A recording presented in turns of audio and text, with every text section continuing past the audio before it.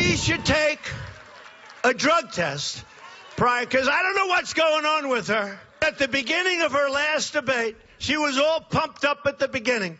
And at the end, it was like, oh, take me down.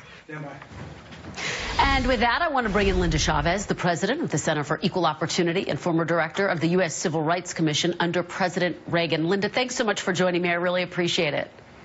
Great to be with you.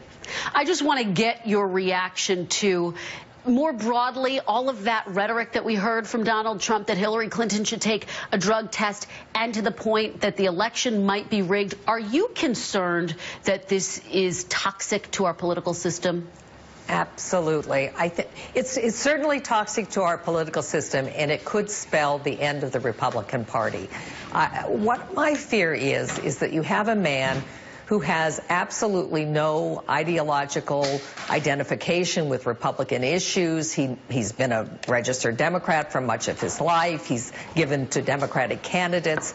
And, you know, he is basically now, because he's going down in flames, he's going to burn down the Senate, and he may even burn down the House. And it is a very, very dangerous moment for the Republican Party and even more broadly for the country. Well, given that, was Speaker Ryan strong enough over the weekend and forceful enough? I mean, he came out almost immediately and said, I have faith in our electoral process and in our states to carry out this election in good faith. Speaker Ryan, do other Republican leaders need to come out more forcefully? Do we need to hear from Mitch McConnell? Do Republicans need to enforce and in unity say this election's not going to be rigged? I think they're really worried. I think their fear is that if they get on the wrong side of the Trump voters, that those Trump voters will go to the polls and they will vote for Trump, but they will not vote down ticket for the Republican nominees for the Senate and House and state legislatures. And I think that's their fear. They don't want to alienate these people. But frankly, if they don't pull together, if they don't make a forceful stand to stand up for democracy, to stand up for the fact that we have a system that relies on people believing the results of our election. And frankly, there is some evidence of tampering that's going on in the election from the Russian government, from Donald Trump's friend, Vladimir Putin. He has, in fact, as we know from the intelligence briefings that have now become, information has become public, they have hacked into the Democratic National Committee. They've even tried to hack into some electoral systems in states. We've got the FBI working on it now. So if there's any shenanigans going on, it's going on by the pro-Trump Russian friends. It's not going on by the Democratic Party, and that is truly troubling.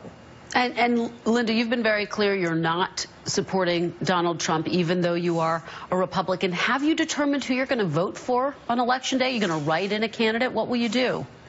Well, you know, it's very hard for me to vote for Hillary Clinton. I don't agree with Hillary Clinton's policies on almost anything. I mean, we are at opposite ends of the spectrum.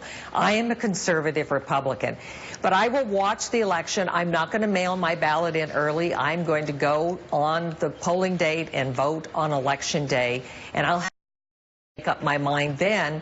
If I thought that Trump somehow was going to have an upset victory, I might be more tempted to vote one way than another. I'm certainly never going to vote for Trump, and I hope that I'm not going to have to vote for Hillary Clinton. I hear you not ruling out a vote for Hillary Clinton. Very quickly, I want to ask you about the Latino vote. Right now, Secretary Clinton is leading Donald Trump by about 50 points among Latinos. That is a larger margin than President Obama beat Mitt Romney by. Are you concerned that Donald Trump could lose Latinos or cause Republicans to lose Latinos for the next several election cycles to come?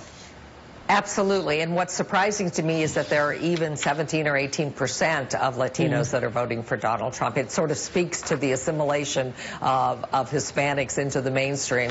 But this is a death knell for the Republican Party in the future if we don't win back these voters.